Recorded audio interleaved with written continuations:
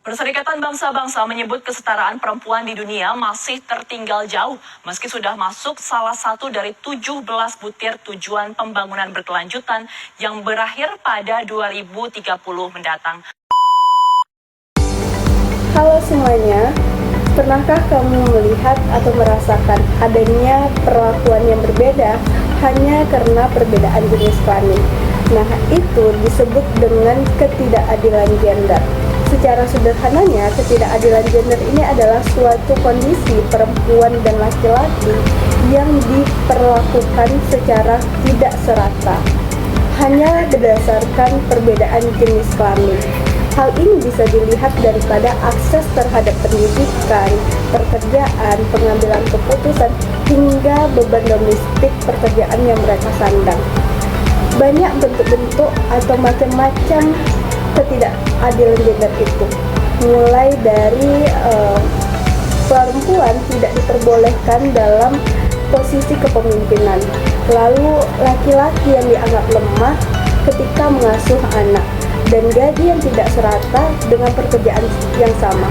Hal ini muncul karena adanya persepsi masyarakat yang masih punya pemikiran tentang peran gender secara tradisional. Ketidakadilan gender ini tidak hanya terjadi karena struktur sosial, melainkan hal ini karena adanya kebiasaan atau normalisasi yang terjadi di dalam masyarakat. Secara sederhananya, bahwasannya ketidakadilan gender ini memberikan pengaruh yang sangat besar ke dalam kebijakan-kebijakan yang akan menguntungkan pihak satunya saja. Sebagai generasi muda, kita punya peran besar untuk menghapus ketidakadilan gender ini melalui hal-hal kecil seperti membuat video edukasi, lalu mengkampanyekan tentang perlakuan ketidakadilan gender itu sendiri.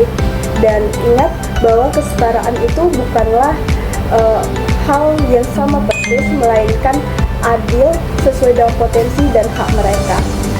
Sebanyak 45% perempuan Indonesia mengalami diskriminasi di tempat kerja, demikian hasil survei terbaru.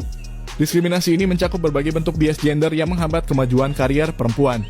Para responden melaporkan sering menghadapi kesenjangan upah, kurangnya kesempatan promosi, dan stereotip gender negatif. Meskipun banyak perusahaan telah menerapkan kebijakan kesetaraan gender, realitas di lapangan menunjukkan masih adanya ketidakadilan yang signifikan. Sementara komposisi kepemimpinan di perusahaan juga masih lebih banyak dipegang laki-laki. Survei ini menyoroti pentingnya tindakan lebih lanjut untuk menciptakan lingkungan kerja yang inklusif dan adil bagi semua karyawan tanpa memandang jenis kelamin. Terima kasih menonton video ini, sampai jumpa, bye-bye.